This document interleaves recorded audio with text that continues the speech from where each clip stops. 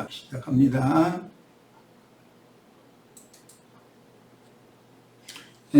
오늘은 이제 계시록 9장 말씀으로 들어갑니다. 우선 본인이 성경책을 다 펴셔서 계시록 9장이 크게 두 단락으로 되어 있는데 전체 흐름을 이해하기 위해서 일단 전체를 다 같이 읽고 시작하겠습니다. 다섯째 천사가 나팔을 불매 내가 보니 하늘에서 땅에 떨어진 별 하나가 있는데 그가 무저갱의 열쇠를 받았더라. 그가 무저갱을 여니 그 구멍에서 큰 화두 연기 같은 연기가 올라오매 해와 공기가 그 구멍의 연기로 말미암아 어두워지며 또 황충이 연기 가운데로부터 땅에 나오매 그들이 땅에 있는 전갈이 권세와 같은 권세를 받았더라. 그들에게 이르시되 땅의 풀이나 푸른 것이나 각종 수목은 해하지 말고 오직 이마에 하나님의 인침을 받지 아니한 사람들만 해하라 하시더라. 그러나 그들을 죽이지는 못하게 하시고 5달 동안 괴롭게만 하시는데 그 괴롭게 함은 전갈이 사람을 쏠 때에 괴롭게 함과 같더라. 그날에는 사람들이 죽기를 구하여도 죽지 못하고 죽고 싶으나 죽음이 그들을 피하리로다. 황충들이 모양은 전쟁을 위하여 준비한 말들 같고 그 머리에 금 같은 관 비슷한 것을 썼으며 그 얼굴은 사람의 얼굴 같고 또 여자의 머리털 같은 머리털이 있고 그 이빨은 사자의 이빨 같으며 또 철 호심경 같은 호심경이 있고 그 날개들의 소리는 병거와 많은 말들이 전쟁터로 달려들어가는 소리 같으며 또 전갈과 같은 꼬리와 쏘는 살이 있어 그 꼬리에는 5달 동안 사람들을 해하는 권세가 있더라. 그들에게 왕이 있으니 무저갱의 사자라. 히브리어로는 그 이름이 아바돈이요 헬라어로는 그 이름이 아볼론이더라. 첫째 화는 지나갔으나 보라 아직 이후에 화 둘이 이르리로다. 6째 천사가 나팔을 불매 내가 들으니 하나님 앞 금제단 4뿔에서 한 음성이 나서 나팔 가진 6째 천사에게 말하기를 큰강 유브라데에 결박한 네 천사를 놓아주라 하매 네 천사가 놓였으니 그들은 그 년 월 일시에 이르러 사람 3분의 1을 죽이기로 준비된 자들이더라. 마병대의 수는 2만만이니 내가 그들의 수를 들었노라. 이 같은 환상 가운데 그 말들과 그 위에 탄 자들을 보니 불빛과 자줏빛과 유황빛 호심경이 있고 또 말들의 머리에는 사자머리 같고 그 입에서는 불과 연기와 유황이 나오더라. 이 세 재앙 곧 자기들의 입에서 나오는 불과 연기와 유황으로 말미암아 사람 3분의 1이 죽임을 당하니라. 이 말들의 힘은 입과 꼬리에 있으니 꼬리는 뱀 같고 그 꼬리에 머리가 있어 이것으로 해하더라. 이 재앙에 죽지 않고 남은 사람들은 손으로 행한 일을 회개하지 아니하고 오히려 여러 귀신과 또는 보거나 듣거나 다니거나 하지 못하는 금, 은, 동과 목석의 우상에게 절하고 또 그 살인과 복술과 음행과 도둑질을 회개하지 아니하더라. 오늘 말씀은 5째 나팔과 6째 나팔 두 단락의 말씀으로 되어 있었고 이건 모두 반모섬의 요한이 환상을 본 것이다 라고 문장 자체에서 이것을 밝히고 있으며 그 년 월 일시에 이르러 무저갱의 사자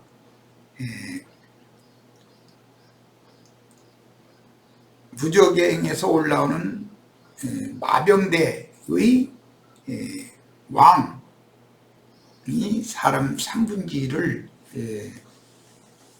무적행의 군대를 동원해서 죽인다. 그런데 그 죽임을 그 살인이다라고 이제 정관사를 붙여가지고 일반적인 그런 육신의 살상을 하는 것이 아니고 이것은 환상에서 보여준 거니까 이 같은 환상 가운데라고 표현을 한 말과 그 살인 3분의 1을 죽이는 이 두 단어에 아주 깊은 인상을 받으시기를 바랍니다. 자, 어제 이제 자료를 계시록 9장 자료를 일단 올려놨는데 자료를 다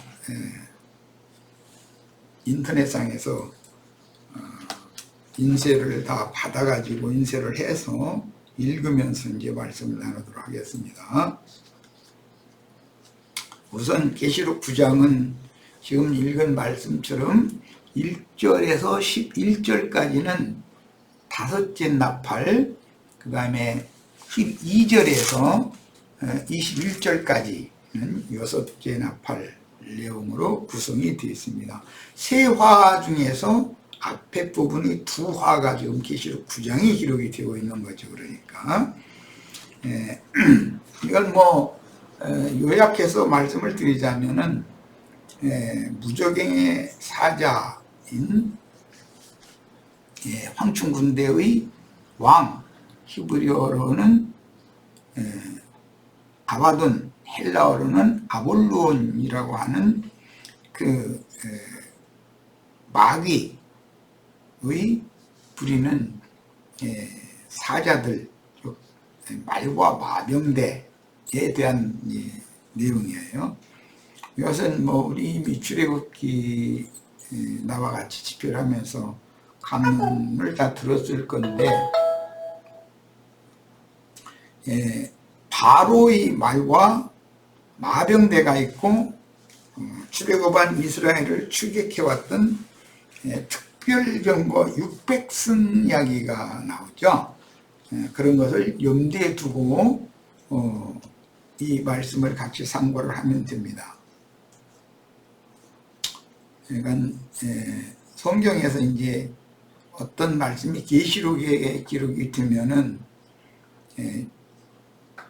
이스라엘 나라를 에워싼 이방의 강대국 군대, 그런데 이제 그 군대가 기갑부대, 즉 말하자면 마병대로서 이스라엘 나라 자체를 이게 정복하는 그런 군대 이야기들이, 전사 이야기들이 성경에 많이 나오니까 그런 이야기들이 뭘 의미하는지 이것을 지금부터 이제 잘 참고하시면 되겠어요. 아까 말씀드렸었던 것처럼 일반적인 살인이 아니고 그 살인이라고 할 때 창세기 11장에서 바벨의 왕했던 니므롯이 아주 당대에 연거리면서 특이한 사냥꾼이었다라고 했던 그런 것과 같은 맥락입니다. 세상에서 이제 정복자들은 군대를 동원해서 약소국을 이렇게 침략하는 그런 근성이 있고 자기의 제국을 이렇게 크게 세우려는 그런 야심이 강하죠.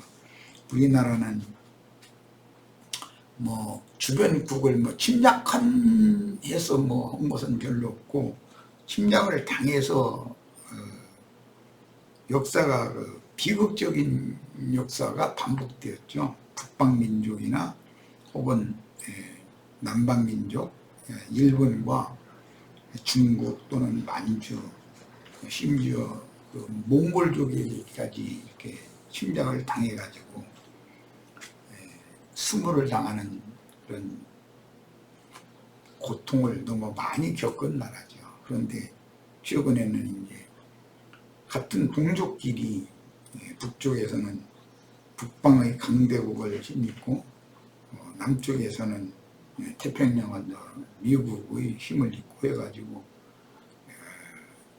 동족 상잔의 전쟁을 일으켰죠.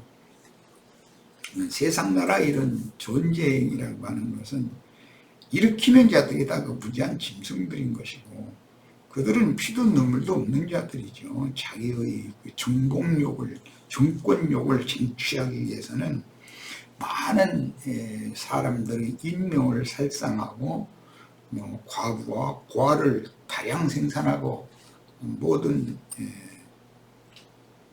공장 등 그 산업이 완전히 피폐되고 하는 것도 두려워하지 않는 사람들이죠. 자기의 야망을 이루기 위해서는 그게 큰 문제가 아니라고 생각을 하는, 완전히 짐승의 마음을 가진 자들이죠. 그런데 이상하게 그런 사람들을 선호하고 맹신하고 좋아하는 것이 육에 속한 사람들의 특성이고, 이제 대부분 이제 그런 사람들 보고 이제 극우주의자들이라고 그러는데, 그런 성향을 절대로 버리지를 않아요. 죽는 날까지. 이제 그러다가 이 생을 사는 날을 허락받아서 살다가 예수를 영접해서, 평화의 왕이잖아요. 예수님은 다윗의 아들 솔로몬으로 대표가 된 평화의 왕, 그분의 공의의 재판, 심판을 받게 되면 어떻게 될 것이다 라는 걸 알 수가 있잖아요. 전쟁을 일으키는 건 대부분이 아니라 100%가 극우주의자들이죠. 굉장히 위험한 사람들이죠. 이것은 세상의 어떤 영의 세계를 대변하는 것이기 때문에 교회에 일어날 이런 영적 전쟁을 대변하는 것이다 라는 걸 이해를 하시길 바랍니다.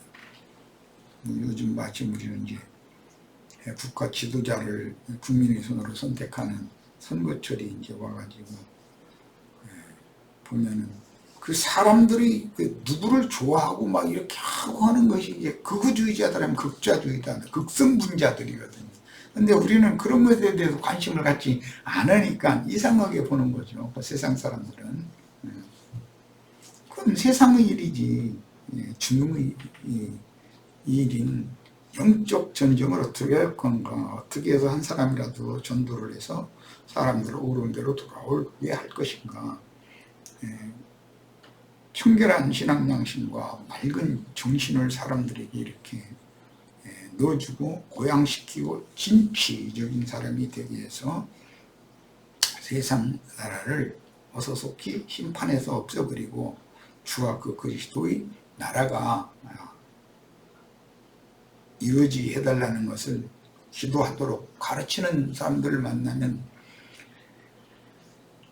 세상 나라나 세상 교계와는 그 영 자체가 다르기 때문에 당연히 핍박을 받게 마련이죠. 자기네들에게 동조해 주지 않는다 해서. 이런 것을 기본적으로 잘 이해를 하시고 이제 9장 말씀으로 들어갑니다. 계시록 9장은 5째 나팔과 6째 나팔, 5째 나팔의 한 화, 그 다음 6째 나팔의 한 화, 화가 있다. 독수리들이 공중에 날아가며 부는 세 나팔이 남아있다 하는데, 두 나팔 내용이 지금 계시록 9장에 기록이 되어 있다는 거예요. 자, 구약 성경에서 무수한 북방 군대 또는 이제 남방 군대, 그 애국의 침략도 있었었죠. 동방 군대 바벨의 침략도 있었었어요. 우리나라와 똑같아요. 이스라엘이 그렇게 서쪽에만 바다고 나머지는 전부 이렇게 북방, 동방, 남방 강대국들의 에워싸여 있었어요. 그러니까 침략을 많이 당하게 됐던 거죠. 이것은 이방의 이런 강대국 군대를 불러들여서 이스라엘을 침략하고 정복해서 신앙생활을 바르게 할 수 없게, 그들이 추구하던 신앙생활을 할 수 없게 만드는 거예요. 그들이 오면 첫 번째 하는 일이, 적군이 오면은 예루살렘 성을 무너뜨리고 성전을 무너뜨리고 예루살렘 성에 있는 금은 그 보물들을 다 자기네 나라로 이제 가져가 버리는 거죠. 이렇게 하는 일이 반복된 이스라엘의 역사, 뭘 말하고자 하는 건가를 생각을 해보시면 오늘 계시록 9장, 그다음에 이제 저 뒤에 계시록 19장에 이제 결론적인 마지막 전쟁 이야기가 나오는데 9장, 12장, 19장 이건 계시록에 나온 전쟁사죠. 그런 말씀을 잘 이해할 수가 있습니다. 하나님의 군대와 즉 미카엘의 군대와 용, 마귀의 군대가 접전을 하는 거예요. 최후로는 미카엘의 군대가 승전하는 이야기죠.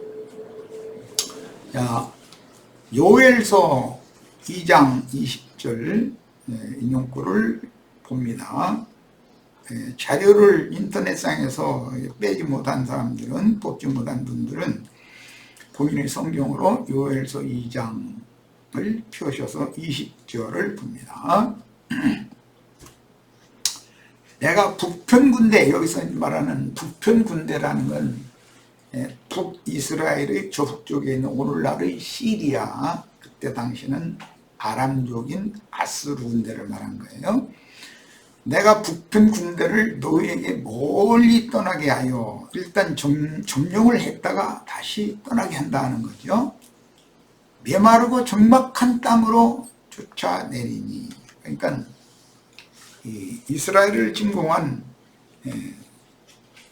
북방 군대의 땅이라는 것은 하나님을 모르는 자들의 이방 땅, 여기서는 이제 적막한 땅, 메마르고 적막한 땅이다 그랬어요. 이것은 영혼의 상태가 다 그렇다는 것을 말하는 거예요. 거기로 다시 그들이 자신들이 본토로 돌아가게 한다 이 말이에요. 쫓아내리니 그 전군은 전군이라는 것은 선봉부대를 말하는 거죠. 후군은 이제 지원부대를 말하는 거예요.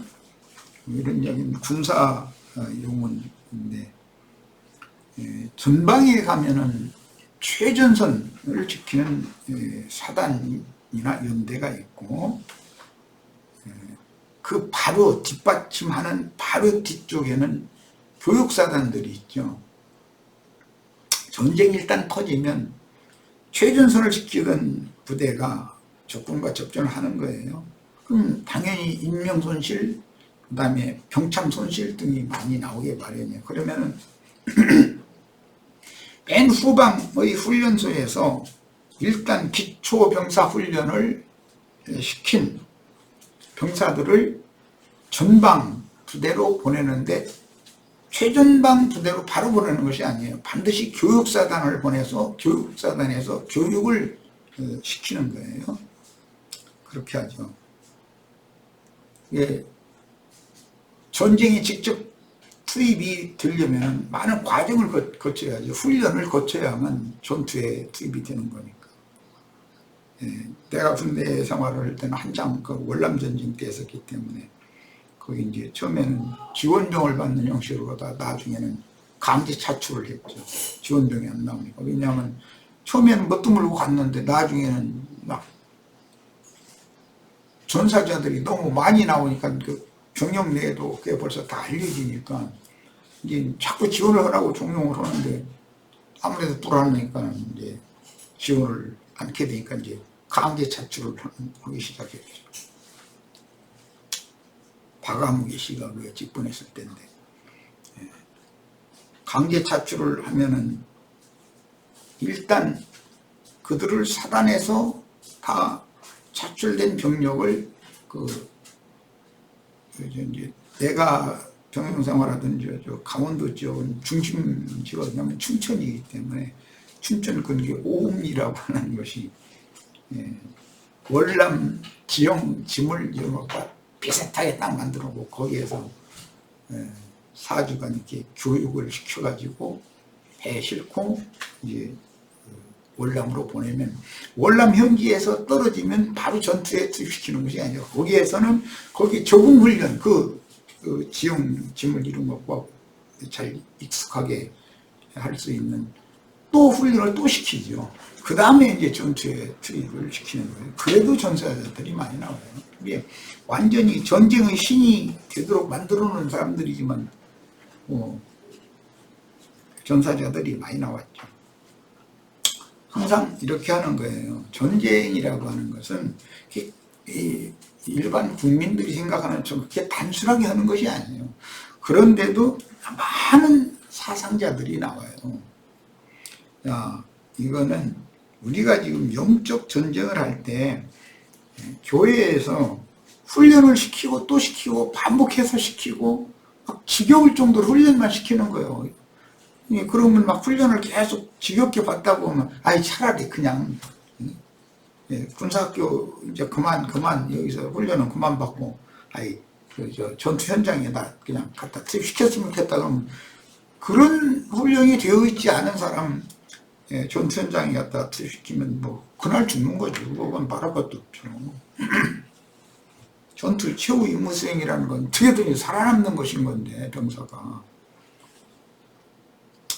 이런 걸 생각을 해보시길 바래요. 우리도 나중까지 견디는 자는 구원을 얻으리라고 하는 말씀이 그게 어떤 많은 과정이 있는 것이지 그렇게 그냥 단순하게 목사들은 신부들은 교리가 어떻게 다르고 그러니까 그냥 가서 쳐부시면 될 것 같은 그런 생각하시면 안 됩니다. 그렇게 하는 것이 아니에요.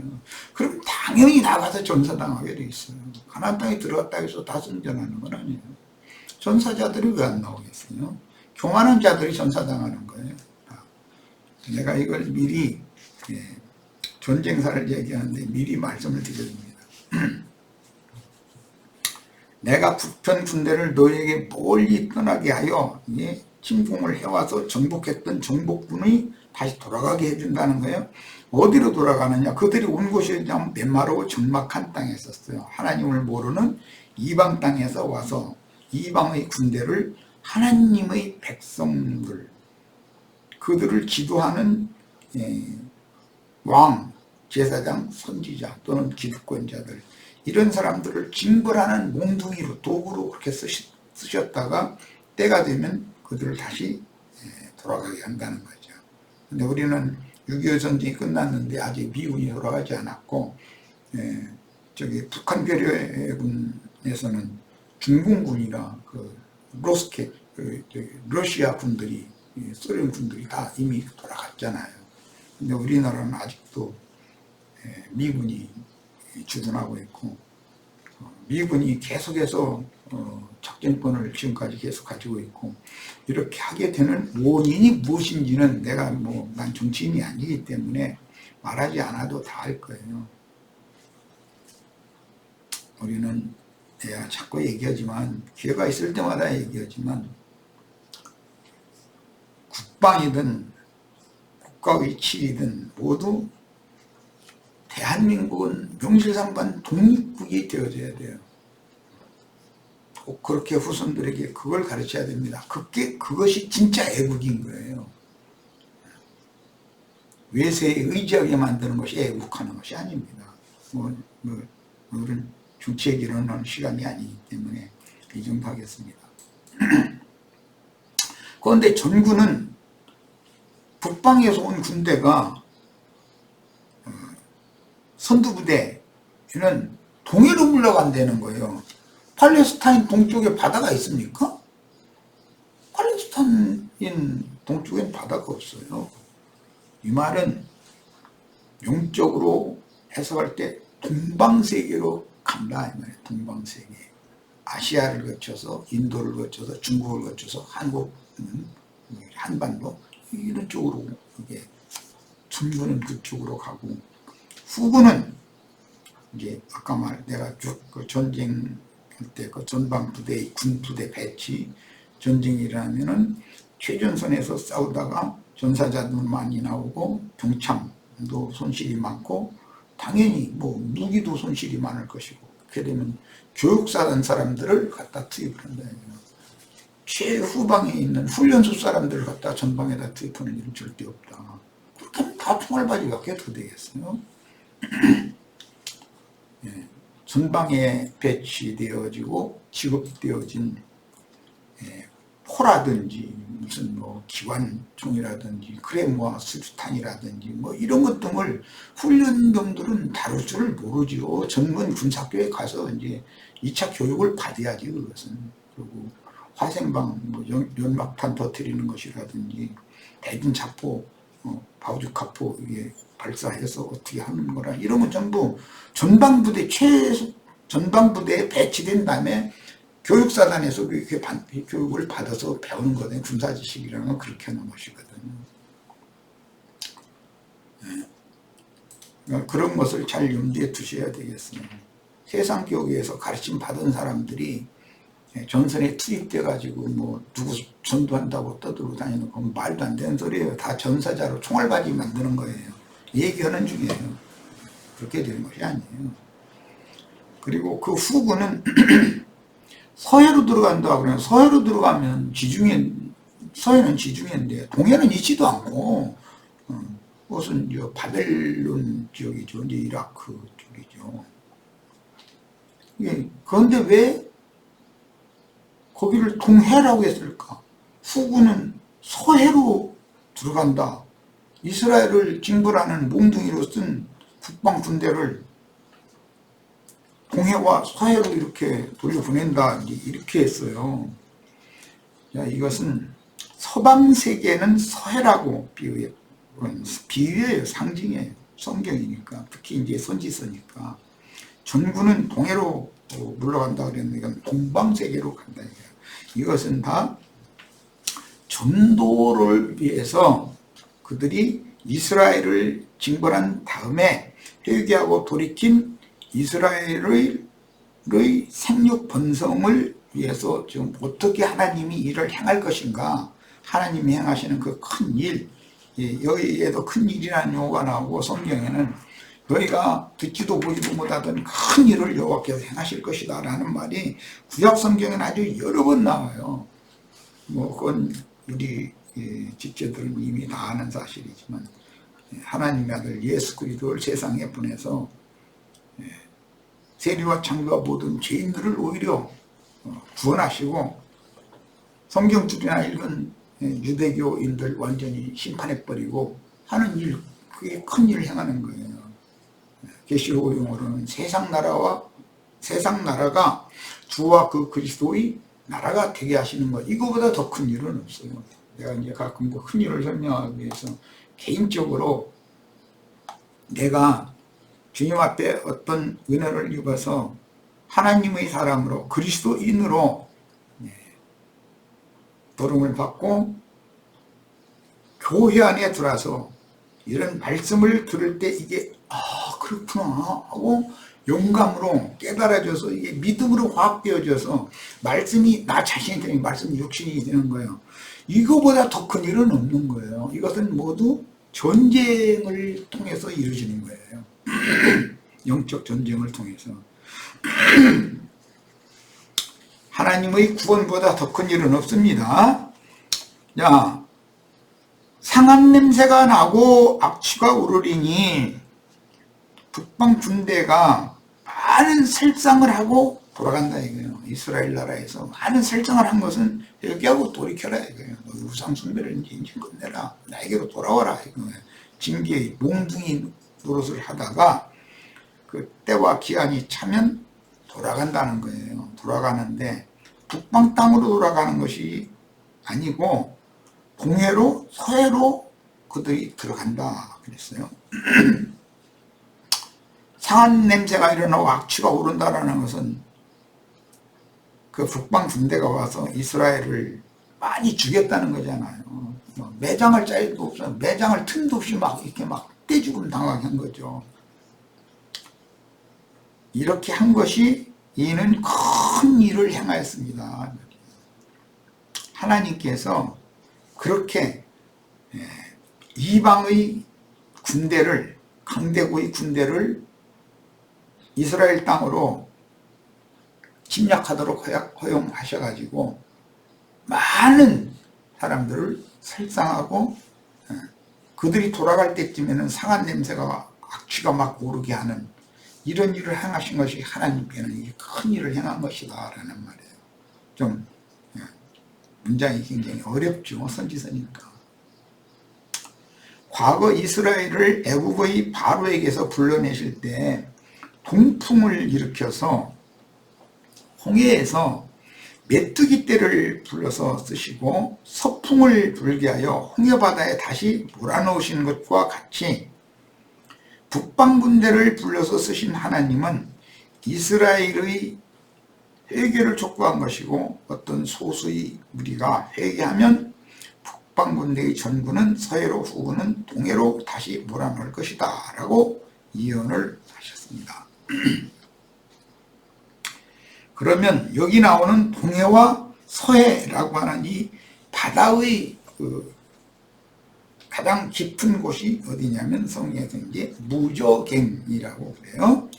네, 그곳에는 이 원수의 군대가, 마병대가 거기에서 때가 칠 때까지 갇혀 있다가 때가 되면 그들이 다시 지상세계로 올라와서 하나님의 백성들을 징벌하는 도구로서 또 쓰임을 받고, 쓰임이 완전히 끝나면 다시 그들을 다시 무저갱으로 다시 밀어넣고서 딱 잠가놓아 둔다, 이제 그런 의미예요.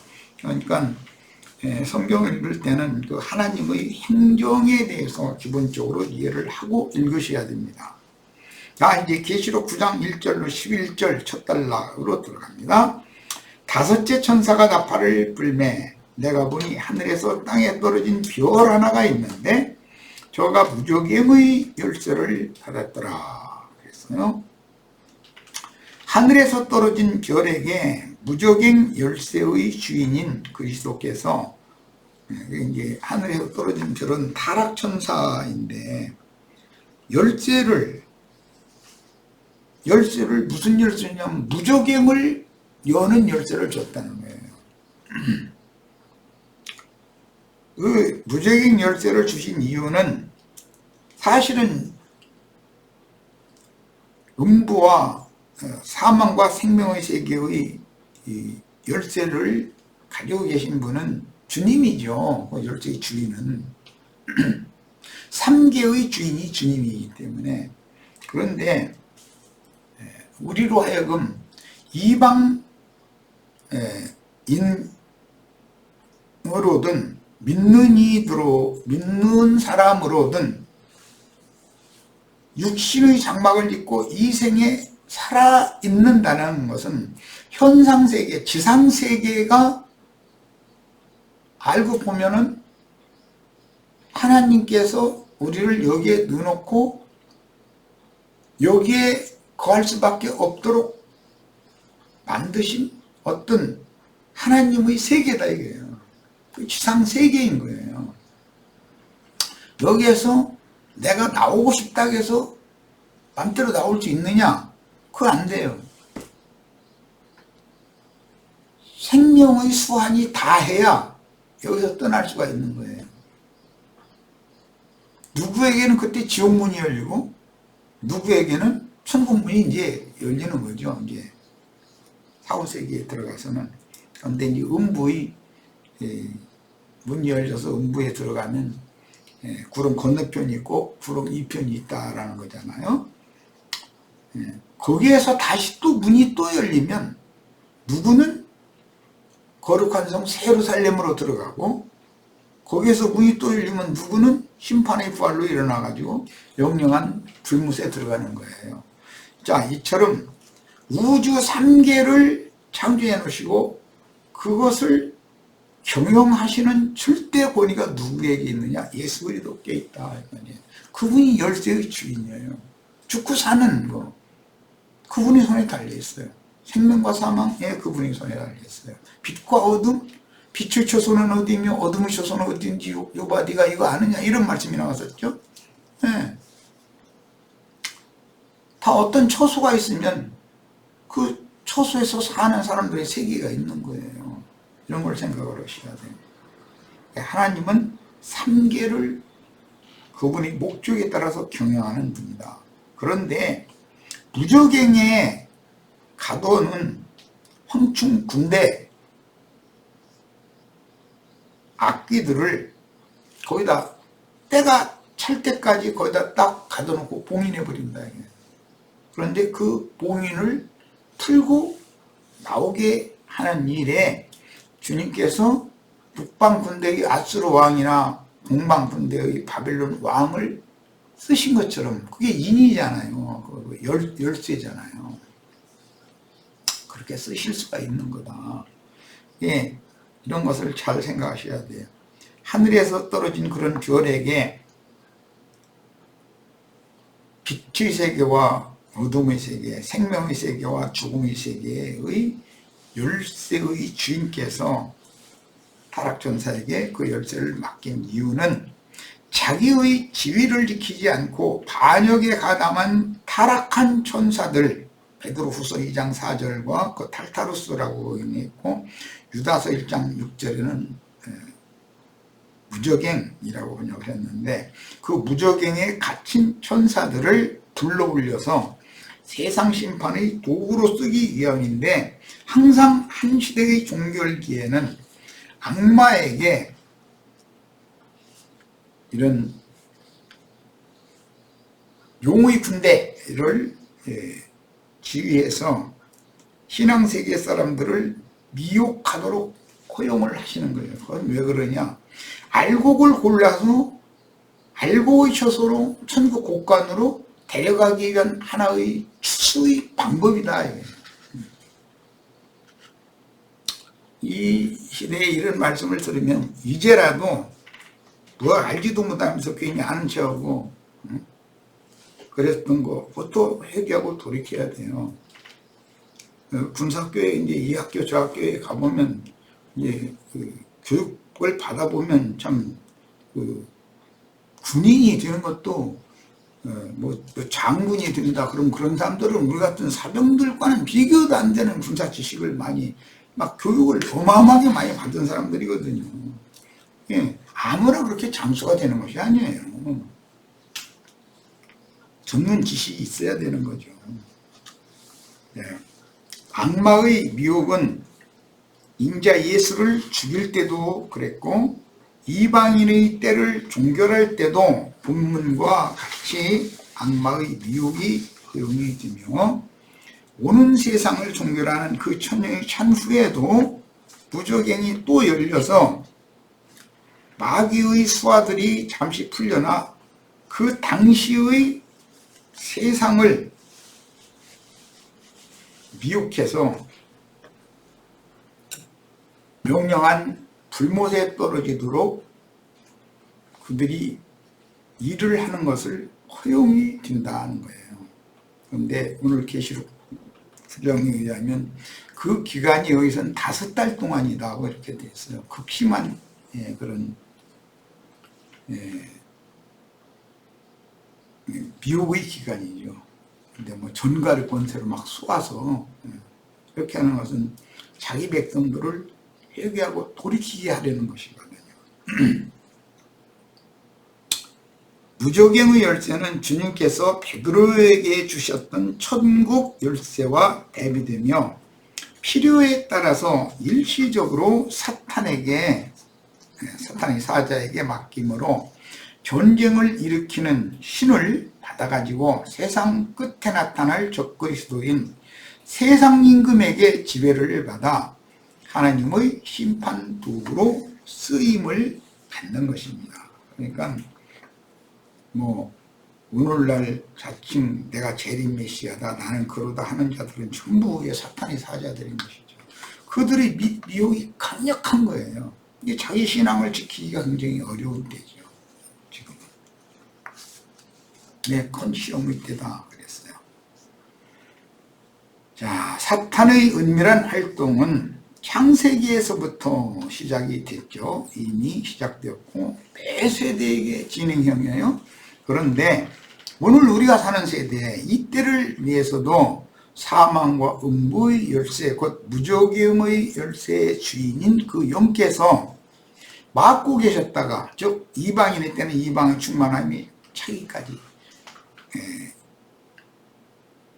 순교자의 수가 차기까지 함부로 활동을 하지 못하도록 무적행을 봉합한 채로 봉인해둔 채로 놔뒀다가 무적행을 열게 하는 때가 온다는 거예요. 그건 한 시대가 종결되는 때다라는 뜻이에요. 때와 기한이 차면 드디어 악마가 공개적으로 활동을 하도록 허락을 받는 것이다. 저가 무저갱을 여니 그 구멍에서, 무저갱은 문이라고 표현을 하지 않고 구멍이라고 그랬는데, 이것은 무저갱은 끝없는 그런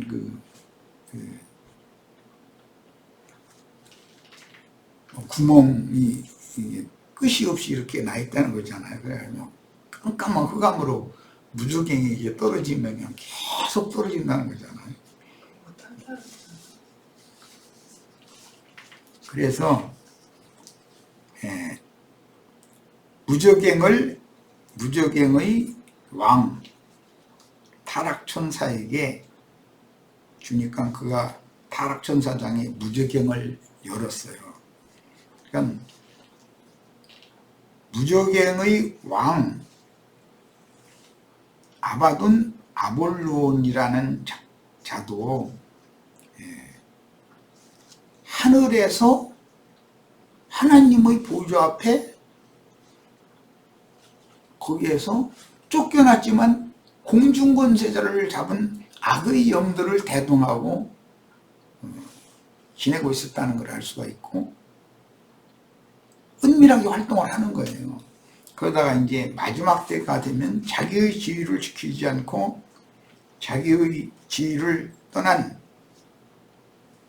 더러운 용들을 몰아서 가둬놓은 그 무저갱을 그가 떨어져 가지고 와서 연다는 거예요. 이런 말이 얼마나 쉽지 않은가, 해석하기가, 이해하기가 얼마나 쉽지 않은가. 그 때가 차기까지는 타락천사로 하여금 은밀하게 활동을 비밀스럽게만 할 수 있도록 허용을 하셨고, 이제 때가 차면 공개적으로 악마의 군대들을 불러올려서 미카엘의 군대와 접전을 하는 때가 온다는 거예요. 이것은 인간들의 정신세계라고 하는 것은 이만큼 어떤 영에 의해서 좌지우지되고 지휘를 받는 문제이기 때문에 굉장히 비밀스러운 것이죠. 현재는 교계의 유명한 설교자들을 통해서 이제 공중 권세 잡은 흑암의 권세자들인 천사를 가장해서 나타나는, 빛의 천사를 가장해서 나타나는 유명한 설교자들이에요. 그들의 영이 사실은 마귀란 말이야. 그런데 그렇게 은밀하게 활동을 하는 거예요. 그러나 때가 차면 이제 무저갱에 갇혀있는 악기들을 전체를 한꺼번에 불러 올린다는 거예요. 그러면 공개적으로 이제 활동을 하게 된다. 그런 뜻이죠. 자, 첫 시간 여기까지 해서 마치겠습니다.